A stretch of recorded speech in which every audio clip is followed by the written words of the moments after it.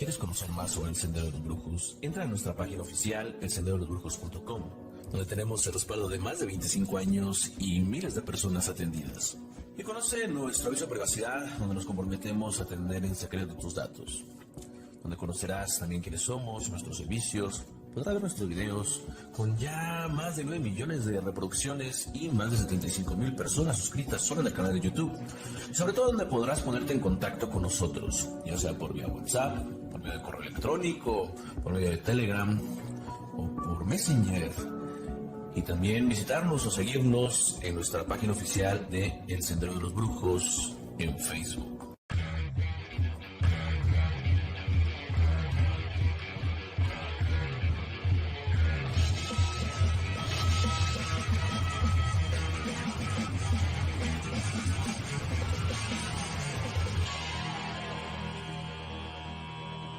Visita nuestras botánicas pertenecientes a la red del Sendero de los Brujos, ubicadas en la delegación Tláhuac y en la delegación Coyoacán, en donde podrás encontrar todos los elementos necesarios y con la debida calidad para realizar la correcta atención de tus fundamentos y la elaboración de tus trabajos, en donde además podrás solicitar tu consulta y realizarla ahí mismo, con mayumberos calificados y la garantía que respalda al Sendero de los Brujos. De igual forma, se te podrán dar consejos para la realización de tus rituales. Los numerosos productos que tenemos abarcan todo tipo de mancias, desde magia tradicional, palmayombe, santería y fa, y si no los tenemos, los puedes encargar. Además contamos con envíos a domicilio. Muchos lugares te pueden dar cualquier hierba o cualquier elemento con tal de venderte, pero la honestidad que caracteriza esta casa está también presente en las botánicas. Así que si quieres seguridad, respuestas y confianza, te invitamos a visitar nuestras botánicas. ¿Qué tal a todos? Los saludo con ustedes siempre desde el Sendero de los Brujos. Vamos a iniciar con este programa que podríamos verlo como una continuación o como un complemento a otros programas que hemos realizado acerca de los libros malditos, los grimorios. Ya sabes que somos una casa, un grupo que nos dedicamos a las consultas de santería, palmayombe, tarot, y que si quieres contactar con nosotros nos puedes hacer un mensaje, nos puedes mandar un mensaje al 5614 09 69 72 o al 5617 60 90 82. Vamos a iniciar con este texto, con este programa que es de Claudia M. Moctezuma, y dice así: hay casi tantas variantes del grimorio como poseedores de los mismos. Se produce en ellos una mezcla muy heterogénea de términos y tablas astrológicas, de invocaciones y listados de ángeles y demonios, recetas de pócimas curativas, otras prácticas sanadoras, pactos demoníacos o círculos mágicos, magia oculta, magia popular, magia negra, magia natural. Se dan cita en estos libros redactados en latín, en lengua vernácula, salpicados con multitud de invocaciones hebreas en su mayoría, que se acrecentan al carácter mágico del libro, afirma el historiador Roberto Morales Esteves. En los grimorios y recetarios mágicos, ensayos pertenecientes a señales, portentos y demonios, la magia en la literatura y la cultura española del renacentismo, obra colectiva de la Sociedad de Estados Medievales y Renacentistas de Salamanca del 2014.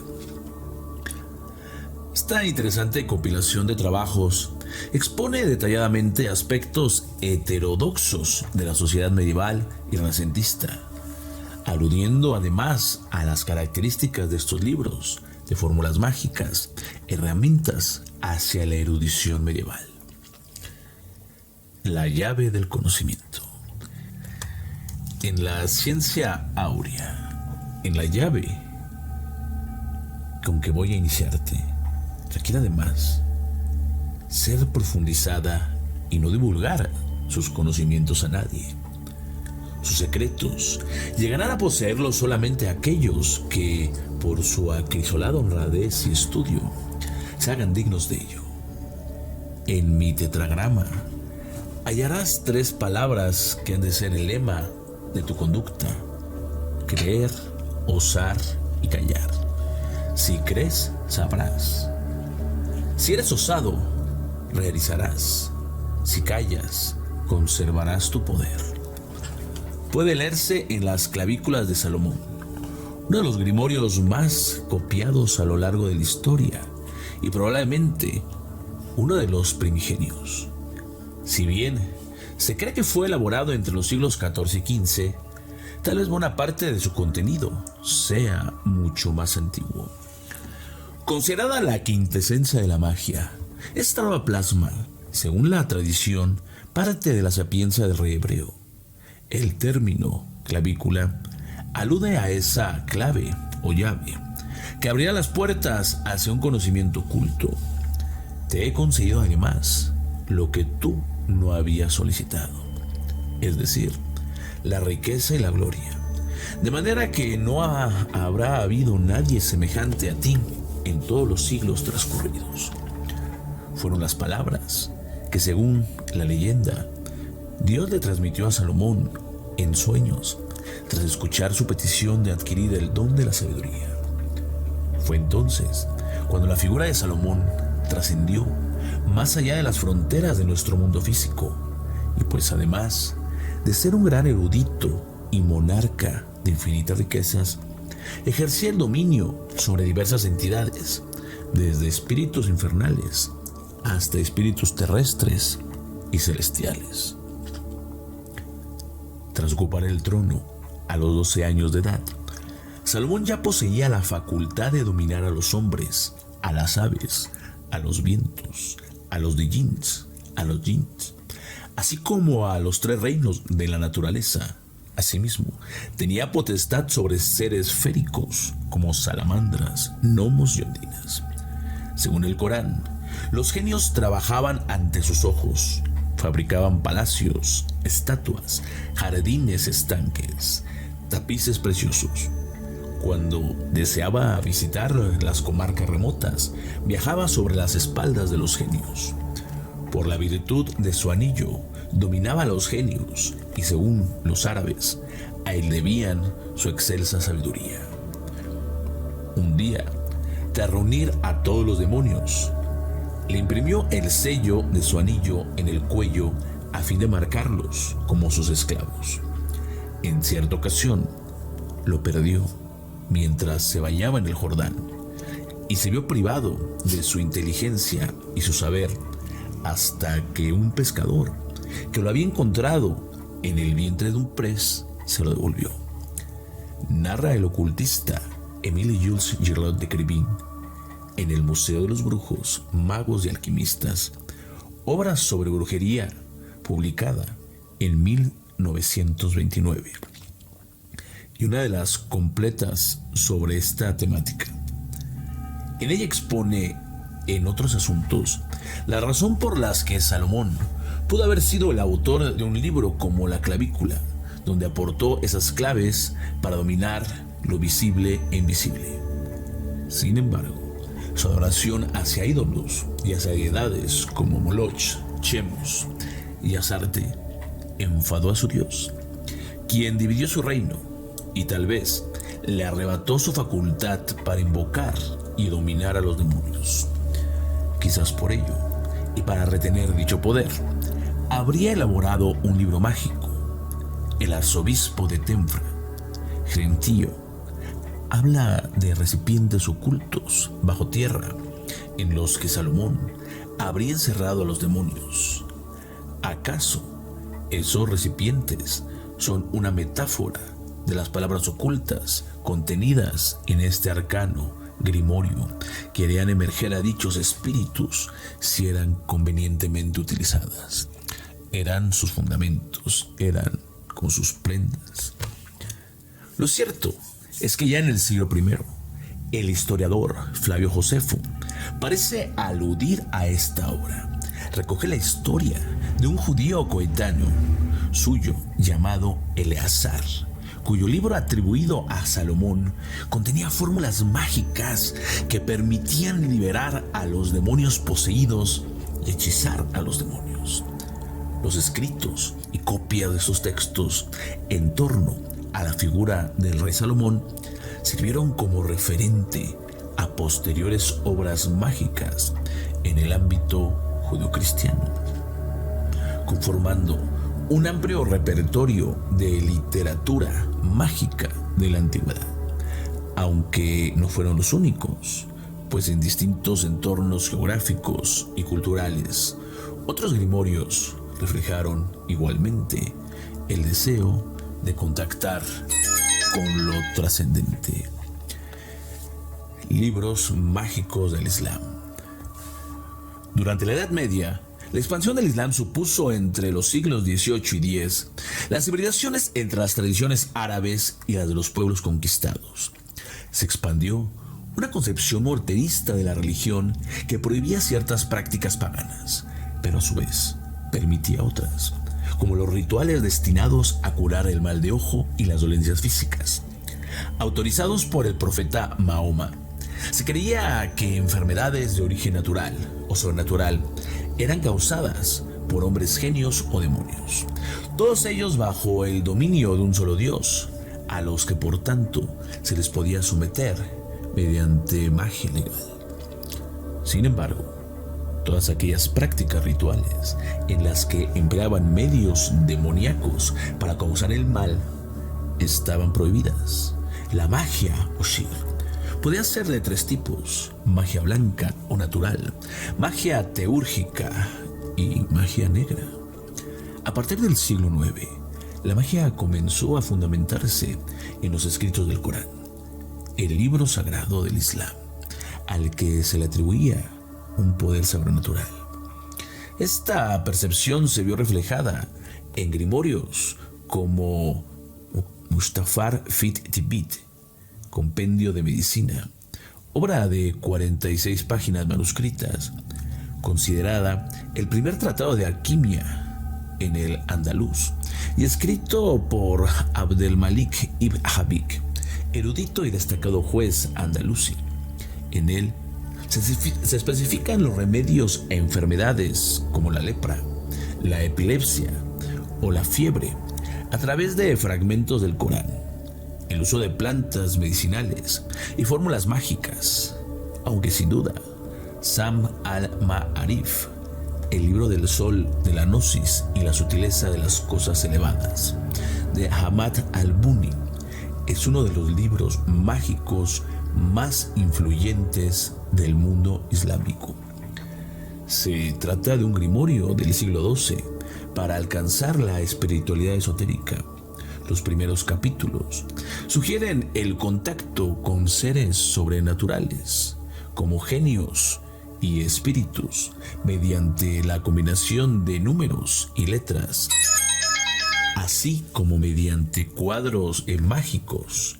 Para muchas órdenes sufís es una obra de indudable validez y legitimidad.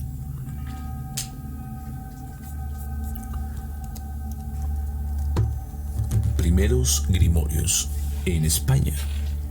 Durante el reinado de Alfonso X el Sabio, hubo una amplia difusión del conocimiento gracias a su escritorio, en el que no solo se redactaban obras de carácter científico, histórico, jurídico y literario, sino que también textos de diversas temáticas, entre los cuales estaban los de carácter mágico, religioso, que eran traducidos del hebreo y del árabe al latín y al castellano. Precisamente, la cultura árabe sería de gran relevancia en la difusión de ese tipo de conocimiento.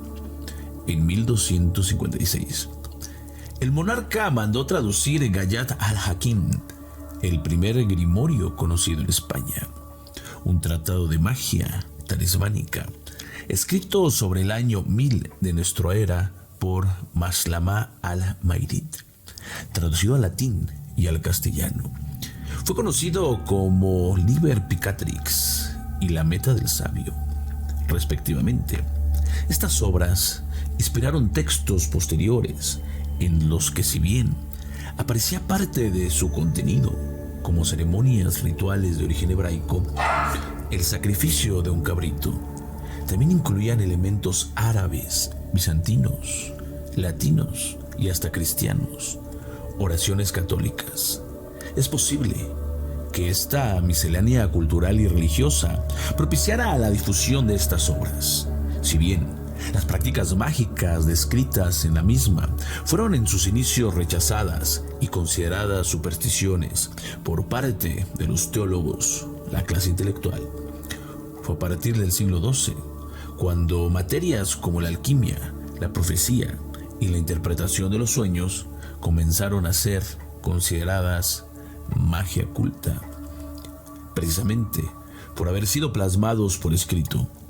Las traducciones latinas del texto mágico, astrológicos, realizadas sobre todo en la península ibérica durante el siglo XII y XIII, y que llegaron a Occidente, junto con los demás saberes de la tradición greco-arábica, permitieron la recuperación de la magia superior de transmisión escrita, cuyo poder de atracción y prestigio resultaba mucho mayor que la hechicería, gracias tanto a una cosmovisión y unas técnicas más complejas, como a la autoridad que le conferían unos orígenes antiguos, a menudo míticos. Esto comenta el filólogo Sebastián Girard Soler en Magia y Ciencia en la Baja Edad Media, un interesante ensayo donde explica cómo la magia pasó de ser una simple superchería a prácticas de la alta cultura, pues su traslado y traducción a los textos escritos le confirmó una mayor valoración cultural. Desde este punto de vista, la denominada magia legal era incluso compatible con la religión y las ciencias, mientras que la nigromancia se consideraba contraria a esta, por ir dirigida al dominio de los espíritus, que los escolásticos consideran siempre demonios, con el objetivo de servirse de su poder. Añade Girard en la introducción de su trabajo para referirse a la magia prohibida, la antítesis de la permitida. Los recetarios mágicos. Los recetarios mágicos moriscos, a través de sus manuscritos alijamaidos, proponían soluciones a problemas amorosos, familiares, de salud o incluso a problemas de origen sobrenatural, como el mal de ojo o el tránsito entre la vida y la muerte. Se suponía que esta magia precede del poder divino. Podría vencer a estos males a través de prácticas como talismanes, sahumerios, conjuros, bebidas e incluso la adivinación. Así lo explica el filólogo Pablo Rosa Candas en Recetarios Mágicos Moriscos, brebajes, talismanes y conjuros alijamados, de un documento texto donde primero aborda la magia del Islam y las prácticas mágicas moriscas, para posteriormente adentrarse en este asunto y conceptualizar, entre otras cuestiones, la importancia de los números en las recetas mágicas. Parece ser que determinados números son una constante en esta clase de obras. De hecho, y según constata dicho autor, hay una cierta predilección por números 3 y 7 en dichas recetas, tal vez porque, como apunta Rosas, son cifras cargadas de simbología en la tradición islámica y cristiana, y alude a otros ejemplos numéricos como los 7 cielos en la concepción islámica, las 7 aleyas que componen la Fatiha, las 7 vueltas en el peregrino de la Kaaba, los 7 durmientes de Efeso mencionados en el Corán, cuya invocación es habitual en la tradición mágica islámica y morisca.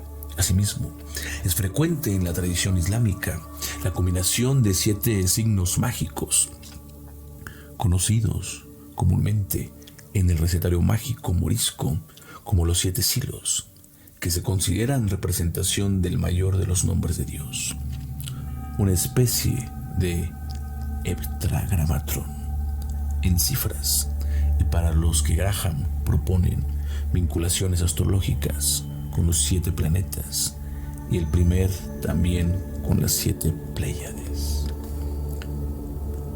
El lenguaje y los números no solo eran importantes en el ámbito religioso y mágico de la cultura musulmana, también la hebraica lo reflejó en sus libros sagrados. Las obras cabalísticas. El lenguaje y los números no solo eran importantes en el ámbito religioso y mágico de la cultura musulmana, también la hebraica lo reflejó en sus libros sagrados. La cábala, como corriente de pensamiento esotérico, relaciona lo infinito, inmutable y eterno, con lo finito, mutable, perecedero, para explicar a toda creación. Para ello, alude a la observación de lo oculto, en la que el hombre resulta un factor clave en dicha interpretación, de gran complejidad filosófica y esotérica. Esta disciplina se ha plasmado en textos como el Zohar, un compendio de obras escritas por el rabino Shimon Bar Yochai en el siglo II, que reaparecieron posteriormente durante el siglo XIII de la mano de Moisés de León, un escritor judío que se basó precisamente en los antiguos textos de Shimon Bar Yochai para elaborar esta versión medieval del Zohar. Además de analizar la Torá, el texto sagrado y legislativo de los judíos, este conjunto de obras describe el origen de Dios, la vinculación entre los hombres y la energía del universo, así como la estructura de este último. Los cabalistas estaban convencidos de que a través de la Torá se puedan saber todas las combinaciones utilizadas para la creación de otros mundos. Asimismo, según esta corriente de pensamiento, todas las letras que conforman el alfabeto judío formarían el nombre de Dios, quien a su vez habría utilizado estas letras para dar forma al universo. Conocimientos malditos. La magia prohibida, por lo general, vinculada al ámbito popular, fue perseguida y condenada especialmente tras el año 1184, con la aparición de la Inquisición. Fue tan férrea la vigilancia en torno a la legalidad de las prácticas mágicas, que incluso hombres doctos y sus obras fueron culpados de herejía por traspasar los límites de la magia permitida. Tal fue el caso de Pietro de Abano, médico y filósofo italiano, nacido sobre el año 1250, quien a causa de un interés por la astrología, una de las disciplinas prohibidas por sus coetáneos, fue llevado a juicio en un par de ocasiones. La segunda vez, durante el proceso judicial, falleció. Fue en 1316. Alba Aguilera Felipe defiende en su tesis doctoral titulada El Tritactus de Venenis de Pietro de Abano que la razón de enjuiciamiento de Abano fue precisamente por su visión naturalista y racional del cosmos frente a aquella dividida y milagrosa representada por los teólogos de la época. Una perspectiva patente en su interés por la astrología, materia que consideraba fundamental en el ámbito de la medicina, pero que vinculada al paganismo y a la magia prohibida, inspirando en obras de figuras relevantes del Islam, como el filósofo y médico Averroes, que tras de sí dejó un legado de gran interés, como De Venenis Euromunque Remedis, texto publicado más de un siglo después de su fallecimiento, en 1472. En diversas fuentes le atribuyen el Heptamerón, un grimorio usado para conjurar a los ángeles durante los 7 días de la semana. Si bien estudiosos niegan su autoría, aunque sin duda conciliator differentiatum qua inter philosophos et medicus versantur fue su obra más paradigmática e importante, donde trató de conciliar la visión médica con la filosofía aristotélica, su enjuiciamiento, y venció las confrontaciones surgidas de la convivencia entre la sapiencia heterodoxa y popular. La primera, dentro de la cual estaba la magia árabe, se incorporó a la cultura medieval europea a través de grimorios y de textos. Yo espero que este programa les haya gustado. Y si es así, comenten, comparten, den like. Yo me despido de ustedes y les recuerdo que están aquí, en el Sendero de los Brujos. Muchas gracias.